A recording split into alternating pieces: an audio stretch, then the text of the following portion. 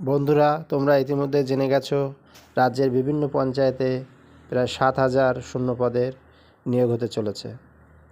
রাজ্য মন্ত্রিসভা পঞ্চায়েত দপ্তরে এই নিয়োগের জন্য অনুমোদন দিয়ে দিয়েছে। পঞ্চায়েত সমিতি এবং জেলা পরিষদের এই 3টি স্তরে এই নিয়োগ করা হবে।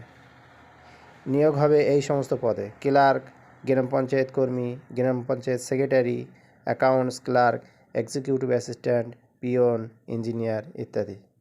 এই সমস্ত পদে নিয়োগের জন্য 8ম শ্রেণী থেকে গ্র্যাজুয়েট পর্যন্ত যোগ্যতায় আলাদা আলাদা পদ রাখা হয়েছে। 18 থেকে 40 বছর বয়সীরা আবেদন করতে পারবে।